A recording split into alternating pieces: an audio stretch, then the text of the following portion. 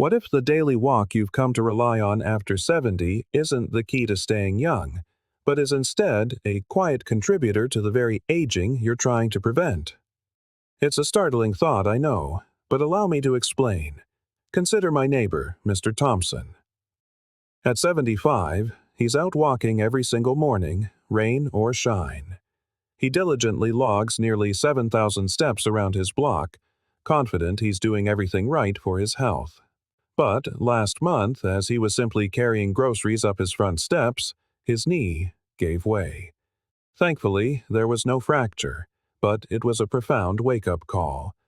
You see, walking is a wonderful thing. Of course it is. But relying solely on walking is like watering a plant while depriving it of sunlight and rich soil. After 70, your body craves more than just steps. Today, we will explore 5 essential types of movement that every senior needs to remain strong, balanced, pain-free, and independent. These methods are backed by doctors, are gentle on your joints, and can be done easily at home. The final one we'll discuss might just be the most overlooked secret to aging well, and it's something most people have never even heard of. So, stay with me because if you're over 60, this could be the most important 10 minutes you invest in your body this year.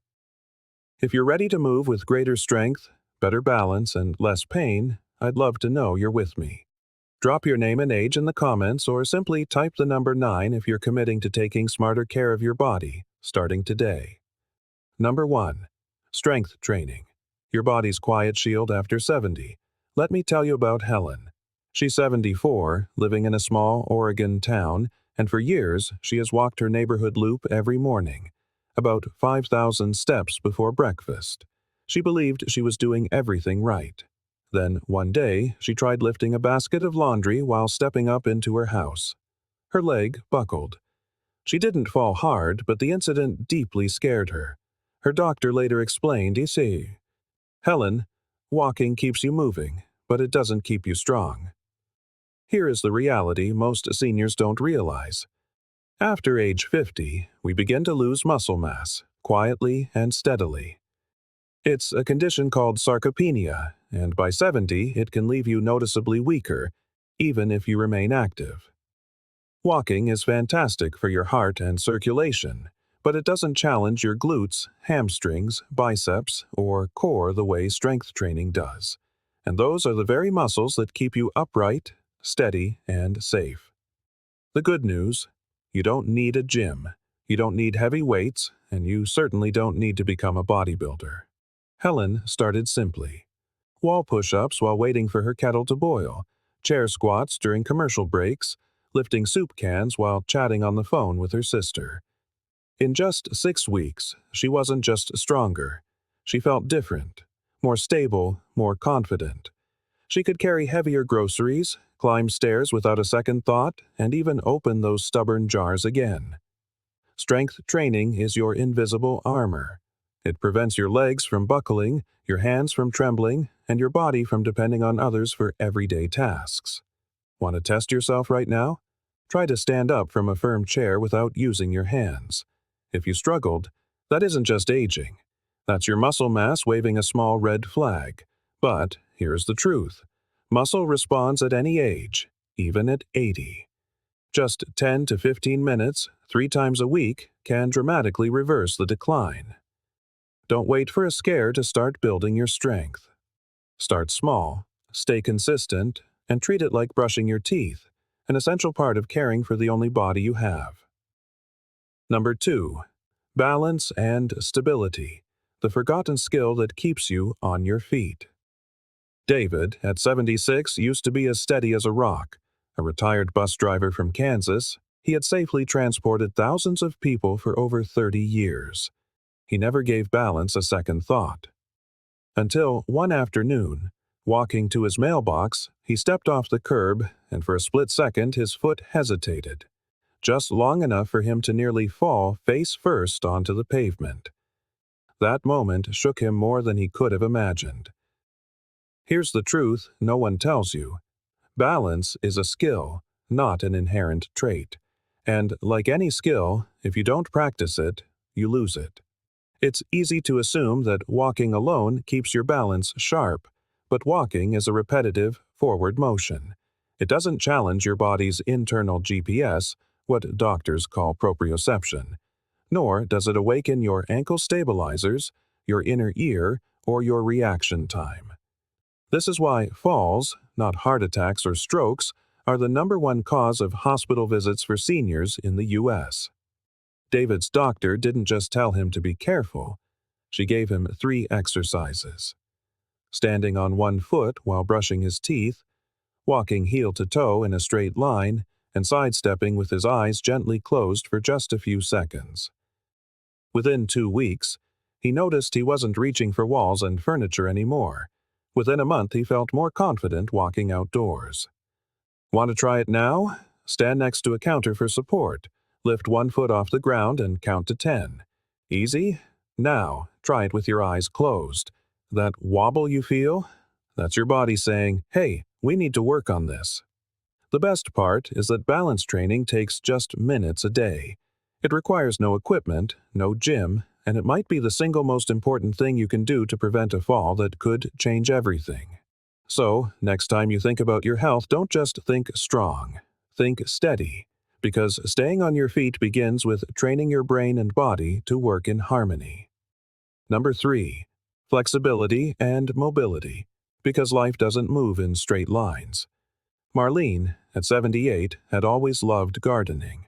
Her backyard in North Carolina was a vibrant sanctuary of flowers and winding stone paths. But one morning, while backing out of her driveway, she realized something strange.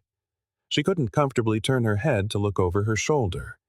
It wasn't painful, it just felt stuck. Her neck was tight, her back stiff, and when she tried to reach into the back seat for her purse, her arm simply wouldn't go as far as it used to. She dismissed it as just a part of getting older. But what she was feeling wasn't inevitable. It was a warning sign of underuse, not of age. You see, walking is wonderful, but it's almost entirely forward motion in a straight line. It doesn't rotate your spine, stretch your hips, or open your chest. Over time, without that variety of movement, your joints can begin to lock up. Marlene's physical therapist didn't prescribe pills. She prescribed mobility drills. Seated spinal twists while watching her favorite show. Gentle neck rolls each morning. Arm sweeps, toe touches, ankle circles, and wrist stretches before bed. 30 days later, Marlene could look behind her while driving without strain. She could reach for items on the top shelf without wincing. And she was back in her garden, pruning roses with a smile. Flexibility isn't about touching your toes or holding a yoga handstand. It's about performing everyday actions with ease. Putting on your socks, picking up a grandchild, or turning your head when someone calls your name. Want to check your mobility right now? Sit tall and slowly turn your head to the left, then to the right. Do you feel that tightness? Does the movement stop short? That's stiffness, your body gently asking for more variety. The great news is that mobility can be trained in tiny moments. During a TV show, while waiting for your coffee, or even lying in bed. It doesn't require sweat or soreness, just attention and intention. So, if you want to move through life with grace and freedom, don't just walk straight. Twist, reach, bend, and stretch. Because life happens in all directions, and your body should be ready to follow. Number 4. Core and posture, the silent foundation of strength and stability. Leonard is 76, a retired engineer from Ohio who always took pride in being strong and upright. For most of his life, he carried himself tall, shoulders back, chest open, with a confident stride. But recently, yes, he does. I see near. Just noticed. He was starting to lean forward as he walked. Not by much, but enough to worry her. His back would ache after short walks, he struggled to stand up straight from the couch, and tying his shoes felt harder than it should. When he finally visited a movement specialist, the diagnosis surprised him. It wasn't arthritis or spinal damage. It was core atrophy, the slow weakening of the deep muscles that support your posture, stability, and strength. Here's what many people don't realize. Walking doesn't fully activate your deep core muscles, the ones that stabilize your spine, pelvis, and diaphragm. These muscles are like the foundation of a house. If they weaken, the entire structure begins to tilt. But the good news is you don't need fancy equipment to rebuild your core. Leonard started small, standing with his heels, hips, and head touching a wall for 2 minutes a day, doing seated pelvic tilts during commercials, practicing deep, diaphragmatic breathing while gently tightening his lower abdomen. In just a few weeks, his back pain eased by more than half. His posture improved. He even said he could breathe more deeply and felt less bloated after meals. Why? Because good posture isn't just about how you look. It affects your digestion, your breathing, and even your balance. Want to try a simple test? Stand against a wall. Can your head, shoulders, and tailbone all touch the wall at once without strain? If not, or if it feels forced, that's your cue. And the beautiful part is that your core can regain strength at any age. Whether you're 60 or 90, your posture can improve with just a few focused minutes a day. So the next time you feel that little slouch creeping in, don't just shrug it off.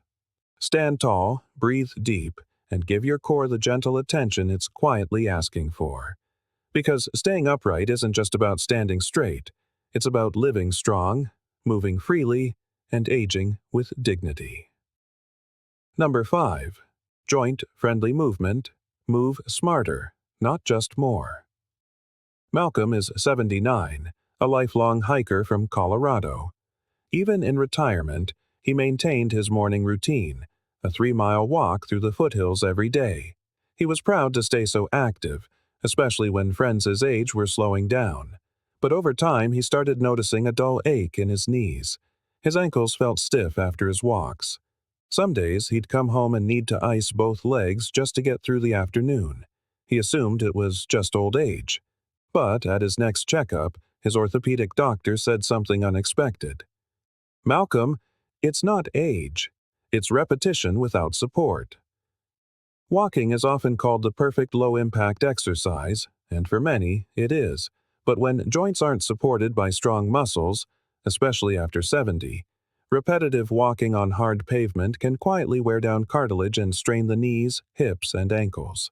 It's like driving a car with poor alignment. You might get where you're going, but the tires wear out fast. So, Malcolm made a shift. He replaced 2 of his weekly walks with joint-friendly alternatives.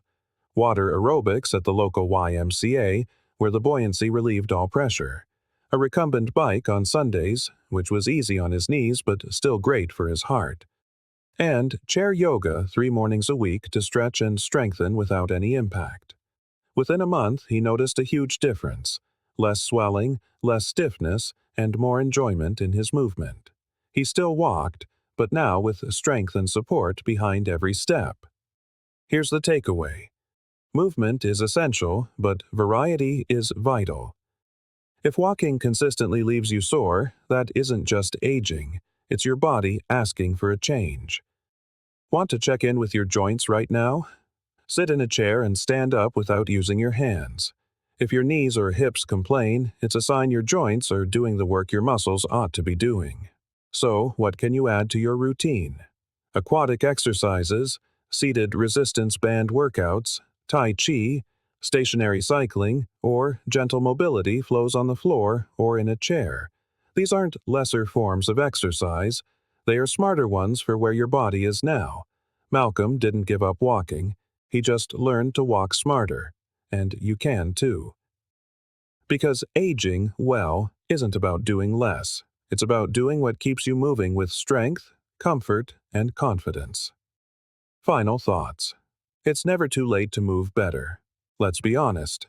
Most of us were raised to believe that a daily walk was the gold standard for staying healthy in our later years. And yes, walking is wonderful. It gets you outside, it clears your head, and it supports your heart. But now you know that walking alone isn't enough. It doesn't build the strength to help you climb stairs with confidence. It doesn't train the balance to keep you steady during an unexpected misstep. It doesn't stretch your joints, support your posture, or protect your knees from repetitive strain. After 70, your body needs more than just motion. It needs smart, targeted movement that keeps you strong, steady, flexible, upright, and pain-free. But here is the most hopeful news of all. You don't have to overhaul your life. Just 10 to 15 minutes a day, done consistently, is enough to make a real, tangible difference. Think back to Helen, David, Marlene, Leonard, and Malcolm. None of them started with a grand plan. They started right where they were, with what they had, and they took small, simple steps that led to profound results. Now, it's your turn. Which area will you focus on first? Strength, balance, flexibility, core, or joint-friendly movement? Leave a comment below and let us know. Your story might just be the one that inspires someone else to begin their journey. Stay strong, stay curious, and keep moving with purpose.